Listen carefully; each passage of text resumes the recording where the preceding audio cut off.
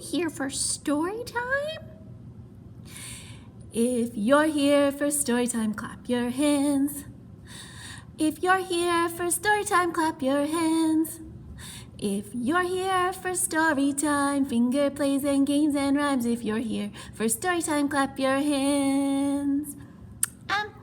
I think maybe she should have said pause. Come join us for story time online. What do you do when you're having a grumpy day? We like to read stories. They can help us out. Maybe there's other things you do to grow happiness. Let's find out what Jerome the Gnome does. Kelly DiPuccio and Matt Koffenberg have made this story. How to Grow Happiness. This is a Jerome the Gnome adventure by Kelly DiPuccio, pictures by Matt Koffenberg.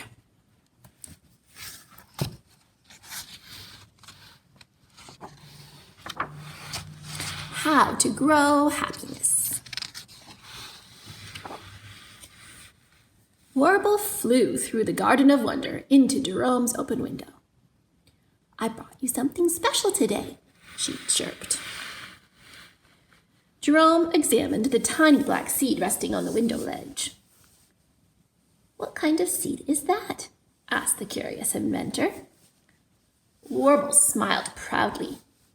It's a seed of happiness, she declared. Jerome, being a collector of treasures and trinkets, was very interested. He reached for a glass on the shelf and emptied the contents into his hand. I will trade you this bit of red yarn for that seed, he said to his small friend. Warble looked pleased. That yarn will be perfect for my spring nest, she sang. Thank you. She scooped up her new treasure and flew away. Jerome dropped the seed into his empty jar. He sat at his table, waiting to feel happy. When nothing happened, he tapped impatiently on the glass. Ding, ding, ding. Jerome became frustrated and shook the jar. The tiny seed bounced up and down, but Jerome didn't feel a hint of happiness. He turned to Oki, his pet acorn. I think Warble gave me a broken seed, he grumbled. A broken seed? Where? Asked Matilda as she burst through the front door. Beamer the robot followed close behind. Jerome showed his jar with the seed inside to his friends. It's not broken, insisted Beamer. He pointed to his solar panel. It just needs a little sun to work, like me. He could be right, said the squirrel. Jerome agreed. He took his jar outside, placed the seed on a rock in the hot sun, and counted to 10. He sighed loudly. I'm still not feeling happy. Neither am I, snapped Sir Surly. You woke me up from my nap. That seed of yours is getting too hot. It needs water. Of course, Jerome said to the turtle. Why didn't I think of that? He tossed the seed into the pond. Good heavens, cried Sherwin Wigglesworth, inching his way toward the shore. Not that much water. The worm climbed up on the rock. I know a thing or two about gardening, he boasted. Your seed needs dirt. But not just any dirt. Dirt with eggshells, coffee grounds, and banana peels. Jerome smirked. Who knew a little seed could eat so much? He fished the seed out of the pond, then covered it with dirt and his morning trash. Aroma joined the circle of friends. What is everyone looking at? She asked.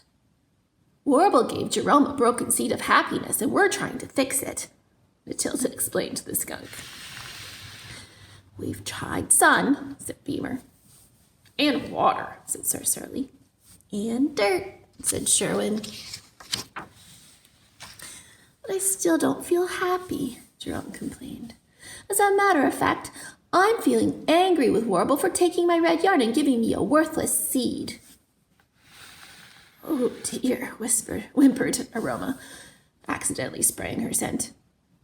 Aroma didn't care for unpleasant situations. They made her nervous. Glinda the butterfly fairy fluttered over to the troubled group. "You all forgot something important," she chimed in. "What's that?" asked Jerome, feeling more discouraged than ever. "Love.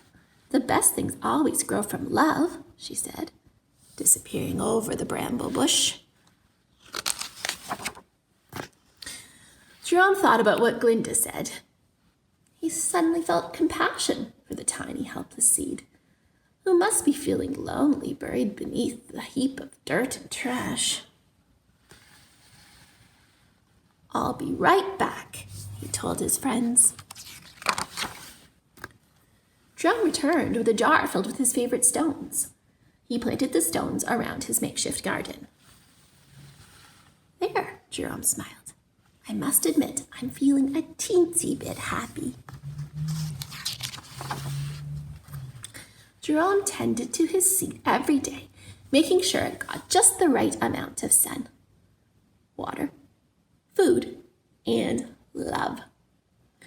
He watched a short green sprout grow into a long green vine.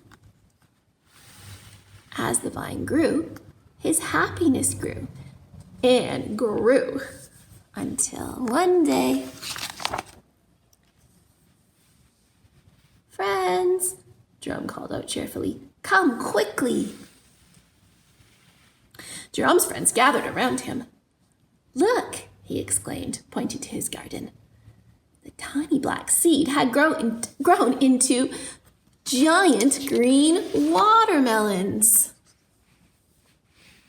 "I'm sorry I ever doubted you," Jerome apologized to Warble. "It's okay," said the bird. "Sometimes growing happiness takes a little hard work and patience. And sun. And water. And dirt. And love. Don't forget the love." The friends laughed and enjoyed a summer picnic in the Garden of Wonder. They each went home that day with their own seeds of happiness.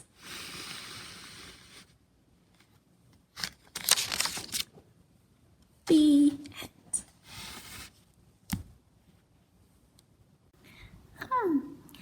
I like that one. We've never read that in Storytime in the library before. I think we should start. I think so, Corny. I actually really liked it too. Yeah. Sometimes in our Storytime program, we plant seeds and kids take them home and grow them. And you know what?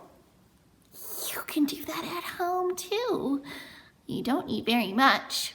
We talked a little bit about that before at Storytime Online, but it's never too late, you know? Anytime this spring or summer, you can plant seeds. Give it a try. See what will grow.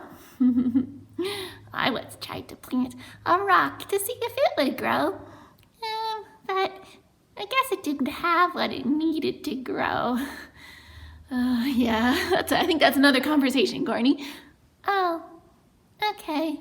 Well, maybe I'll try to plant an acorn, see if it'll grow. I think that's a better choice. Okay, I'll give it a shot. Bye, guys.